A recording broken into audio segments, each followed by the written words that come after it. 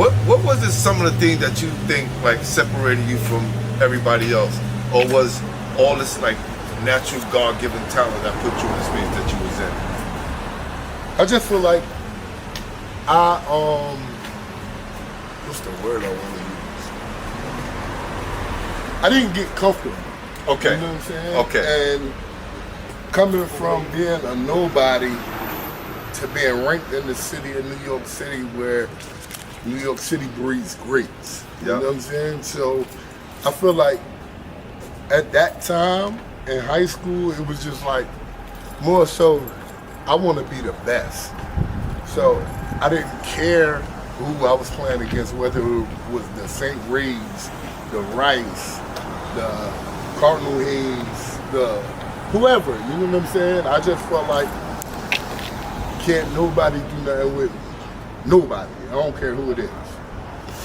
That what I saw early on, like as far as you being a dog and a real killer. It's a lot of kids, you know, say, oh, he's talented, right? Oh, he's gifted and he has skill. It's a difference with being a dog and a killer, because you was relentless and you didn't care about who the guy's name was or how much the coach said that you wasn't ready for his team. It was just a point about showing people what you could do. I'm gonna tell you. Please stop right here for a second, because it was more so I had nothing to lose. You know what I'm saying? So at the end of the day, it was just more so of, you playing against Rice. They got Andre Barrett, Kyle Cuff, Andre Sweet, Kedron Clark. You know what I'm saying?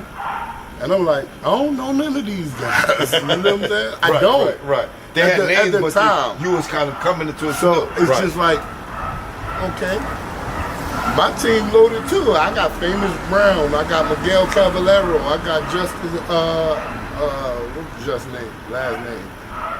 I forgot his last name. But I got these guys that I'm looking up to when I get to LaSalle. Right. You know what I'm saying? So it's like, all right, well, we going to compete. And 80% of the time, we lost to the Rice and the St. Ray's. I had 30 and 40. You know what I'm saying? So I was cool. Right. I was cool. And Bill Abram, he gave me the green light when I got to LaSalle. You know what I'm saying? But when my guy, God bless his soul, Al Efa came, he just turned me into a different person. So hold on. That's my guy right there. Yeah. You had Coach Efa as I had Coach Al Efa.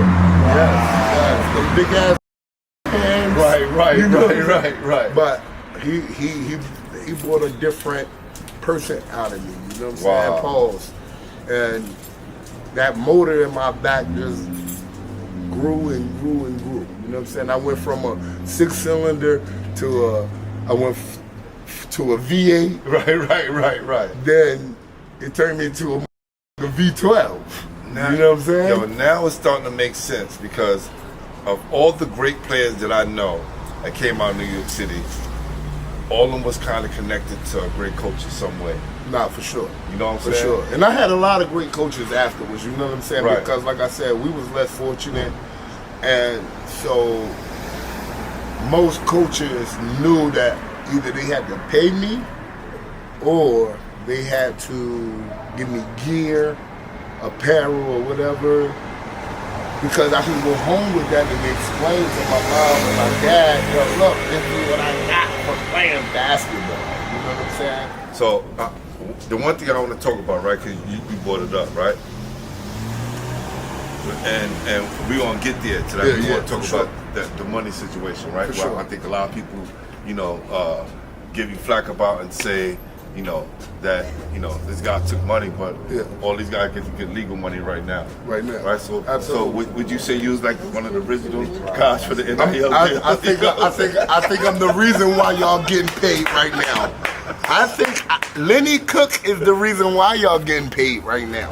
Because I tell you what, if I was able to get paid in high school going into college, I would have went to St. John's for 4 years and sat back and chill and been able to provide for my family like I'm supposed to.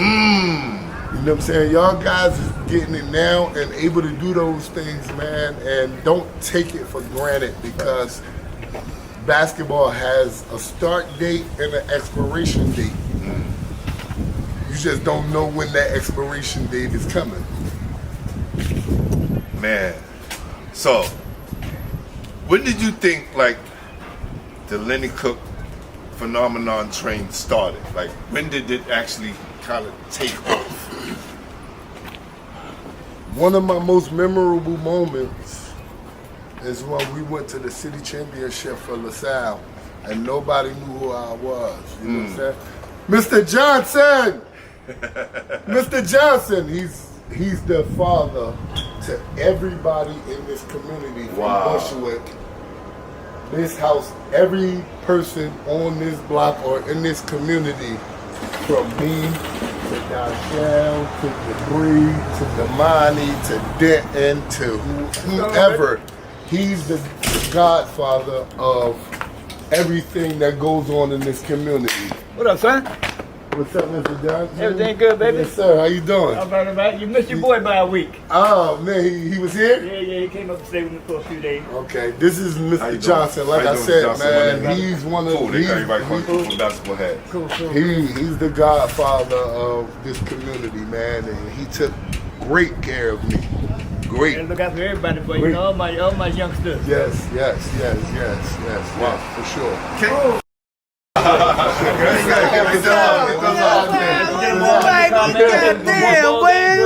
From one game to the next. Yes, he did. Long time, baby. His son's in the military, or I don't know if He's out. He's out. that was one of my best friends, Down in Marcus San Johnson. Antonio. We battled. We went and battled. You know what I'm saying? But yeah, man. What would can you just give me what was Lenny like as a youngster? Because a lot of people don't really get to hear these stories about Lenny, right? What was he like as a youngster? He was a good young boy, man. Just bounce around, just love his basketball.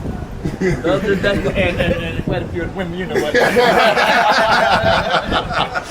Loved his basketball. For sure. That's good, man. That's good.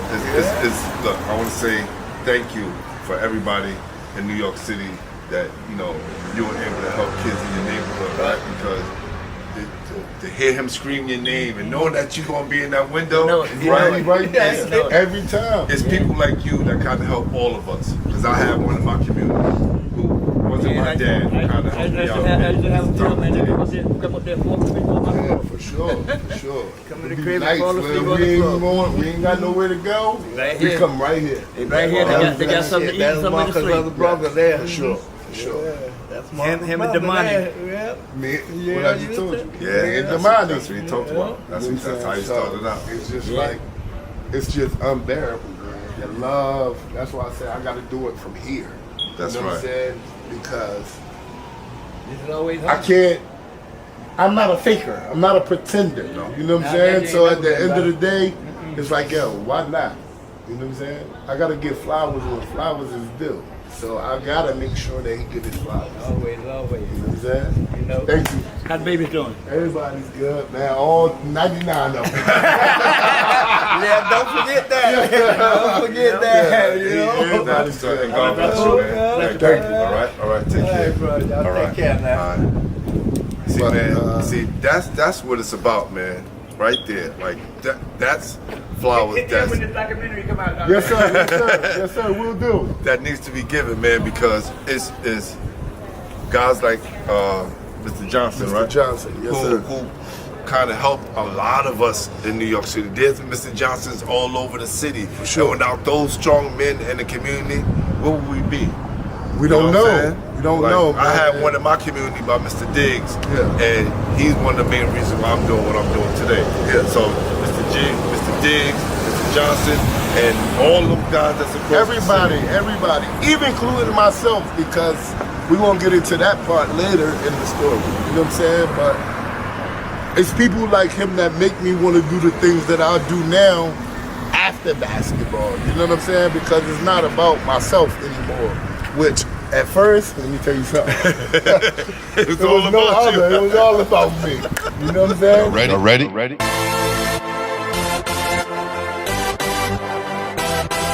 Yes. You have just stepped out into the world of chaos.